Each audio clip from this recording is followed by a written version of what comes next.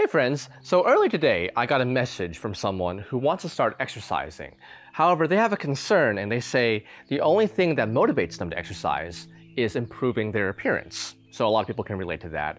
And they go on to say that it seems useless anyway because they're going to end up turning into a wrinkled, gray-haired meatbag when they're older. And I want to share my response I gave this person because I think it can help a lot of people going through a similar thing in their lives. So while people may not relate to that exact sentiment, maybe some people do. I'm not sure how many feel that way about exercise, but a lot of us have felt similarly about certain things at certain points in our lives, whether it's why bother going to school and getting a good job if the economy is terrible anyway? If I'm not going to be able to afford a home or even a car, why even bother working and trying? Especially if I'm just gonna die anyway. Why bother dating if a lot of people out there are looking to take advantage of me? Why bother looking for a partner when it's unlikely I'm gonna find my soulmate in this vast ocean of people? It is kind of a bleak mindset, yes. And even if we might recognize that at the time, it's hard to break free from it, right? So whether we feel that way about the economy or global politics, it's understandable, I think, that we might feel a bit helpless about some things. And I just want to share a mindset that has really helped me with this and some actionable steps that I took to get there. Because it doesn't have to be so hard. Our outlook doesn't have to be so bleak. The hard work doesn't have to be such a struggle. I know in fitness, there's a common mantra, a common answer to this, that we should just push through it. Yes, hard work is part of the equation. Effort is required for most of the major pursuits in life. Whether you really care about fitness, or your studies, or you want to save the world, it's probably going to require a lot of work, and not all of it will be enjoyable. However, that effort, when everything is aligned, can feel good. It can feel good to exert yourself and push yourself hard. It doesn't have to be a slow drag through the mud all the time. And before I get into that, it's a pretty simple thing. I want to share about when I relate to this mindset most, when I relate to this kind of black and white feeling world, this bleak outlook, bleak mindset most. And it is usually when I am sick.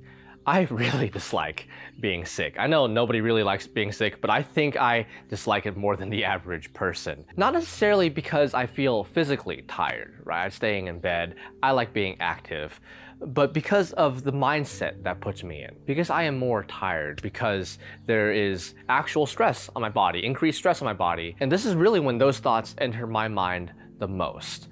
I like having a lot of projects going on. I like having different things that take a long time to build. I enjoy building it. I enjoy scaling the mountain, the metaphorical mountain. Maybe one day I'll scale an actual mountain. I enjoy building a wonderful community of like-minded people who can help each other along their journeys. But I don't always feel like it. I don't always enjoy that. And usually when I'm sick, especially when I'm sick, but sometimes when I'm tired and stressed, I just don't really see the point.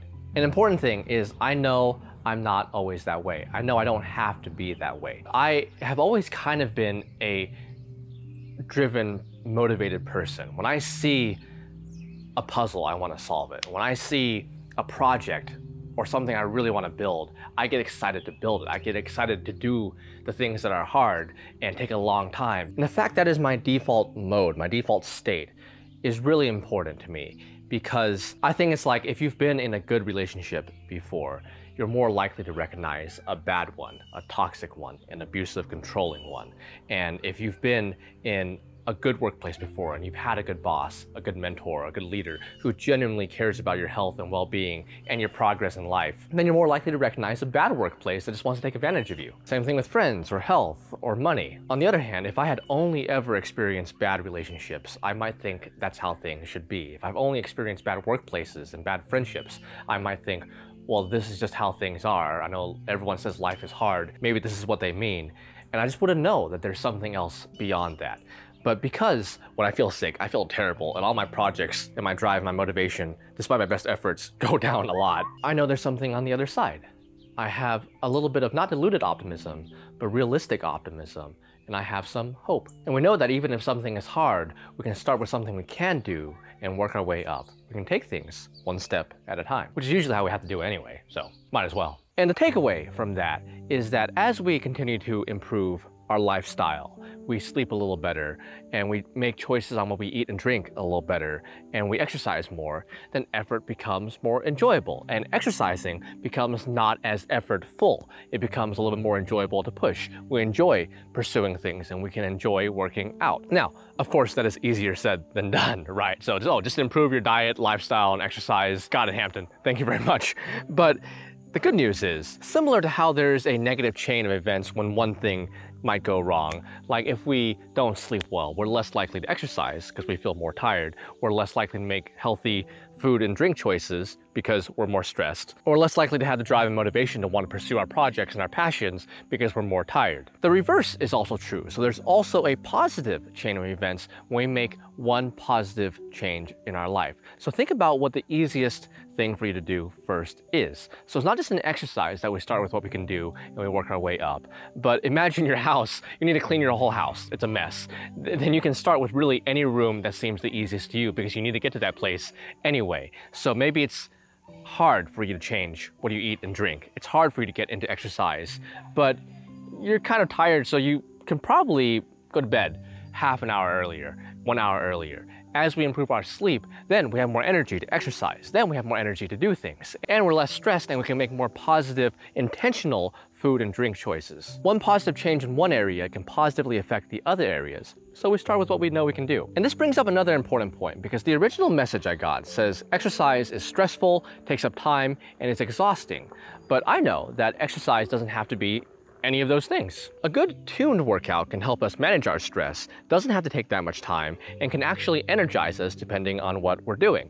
But the only real reason I know that really is because from a young age, I was always into fitness. I liked playing outside, I liked climbing, I liked running, and I was always relatively athletic even as a child. So I got that positive feedback from my friends, my parents, my teachers, and just nature to where, wow, you're pretty good at this, why don't you try more? And as a result, I was encouraged to do more. And as I studied and practiced, I learned how some of this is actually quite simple and we can optimize our fitness, we can optimize our workout routines around our schedule and what we want or need to do. And there's two main reasons I bring that up, other than just to add to the Hampton Wiki. Was a difficult child.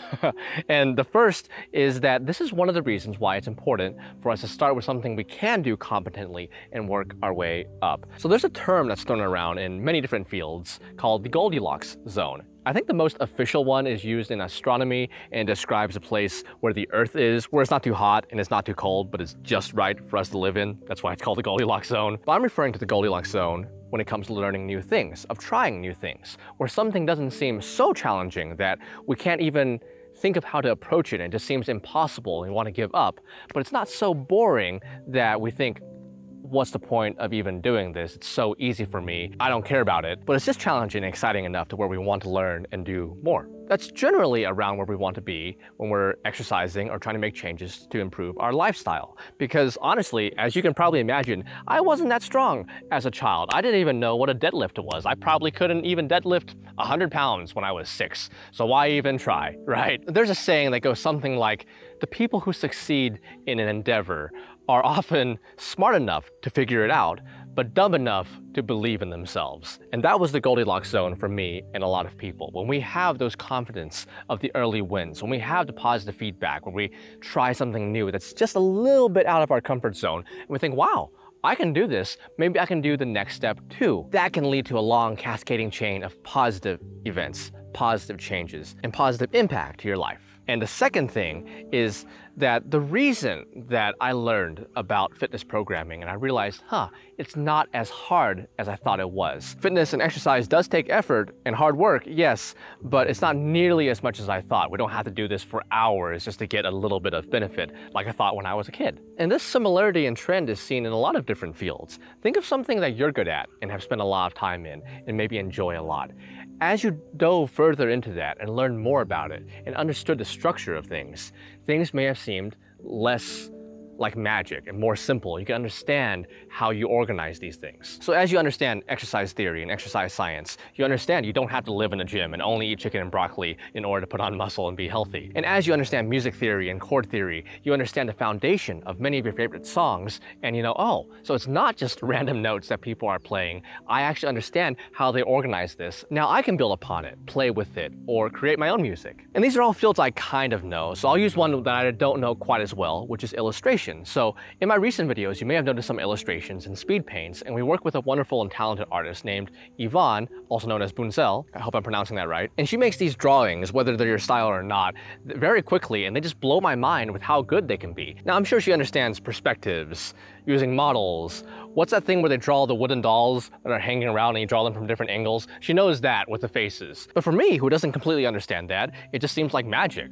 It's like, wow, it's amazing that you can do this, and so quickly. We're building a webtoon together, which I'm really excited to share, by the way. And the reason I bring it up is because as we understand more, right, so understanding how to eat and drink well, understanding how to sleep well, understanding how to optimize your lifestyle and maybe move away from some habits that you know aren't good for you might seem very hard and daunting at first. Even when I say start with something you can do, you might think, man, so I'm gonna start with small steps. I understand that, but it might seem like you're climbing Mount Everest. Like, well, it's gonna eventually get very hard. And it might. But as we understand more, as you try more, as you learn more, and you do the things that you get better at and you learn more about because you have those early wins, intermediate wins, and then expert wins, then you tend to understand that it wasn't quite as hard, quite as difficult as you once thought. And as you adjust your diet and lifestyle so you can better enjoy your life, put in the effort, and pursue the things you really want to pursue, then you might realize that, I understand the basic organization, the basic structure of how I can start to make positive changes. So while there is a lot of hard work required for many things in life, after you step in, and you take a look around, and you try, and start with what you can do, and work your way up, you may realize it's not as hard, daunting, and impossible as it originally seemed. So the first part is that early wins are important because they can motivate us to do more. And the second thing is that after we understand something, they usually seem less daunting and more simple. And if you made it this far, thank you so much. There's something I think you can try. If you pick something up, it can be a weight, a rock, anything you can hold safely and securely, and hold it for around 30 seconds. And 30 seconds should be around your max. So early on, you should be able to speak, walk, turn around, and talk like I do. 10 seconds in, gets a little bit harder. 20 seconds, gets harder, you can't speak as much, and you can set it down or grab it as you start to tap out around 30 seconds. So if you try that, first of all, try to be safe and don't drop it on yourself or anything. But if you try that and you reflect on it afterwards, try to put aside the physical aspect for now and think about the mindset you had as you went through that. So early on, the first few seconds, you felt pretty in control. You could speak, you could do a lot of different things. It was quite simple. And then as you got into the final 10 seconds, it got harder, you were shaking a little bit more, and you really had to push yourself to get through until you finally weren't able to do it around 30 seconds. That level of intensity is around where I push myself for many of my projects. So it's not so overwhelmingly difficult that I can barely control it for a few seconds and I'm straining myself and I injure myself possibly, but it's also not so simple that I can hold it for hours and hours. So I have competency with it, but not quite mastery. I could be better. That's a place I try to put myself, mindset or otherwise, in order to grow. Just something you can try. So that was my response to the question I got this afternoon. Obviously this video is a little bit more in depth, but I just wanted to say that effort doesn't have to always feel so effortful. And if we ever get to a place where it feels like the things we used to like pursuing, the things we used to like doing, seem a lot more brutal and hard, then we may want to consider that there may be a version of ourselves out there in the ether, a mindset we can adopt, and some changes we can implement that can make effort seem less daunting, less brutal, less harsh, and even more enjoyable. I only talked about a few of the many things that can impact our lives like this, and many things that could potentially help us improve. But I know that life can be terrible sometimes. I know life can seem daunting, harsh, unforgiving. It can be brutal sometimes. I've lost a lot of friends and family along the way, and I wish they were here. But on the other side of that rain, when I find myself in a bad spot, I try to remember that there is a good spot to where life can be enjoyable. We still have the same problems, we still have many problems, but the effort we put in can be fun, exciting. And life can be difficult, but life can also be beautiful, too. Have a beautiful day. Free fitness routine if you want it. Fitness book, fitness app.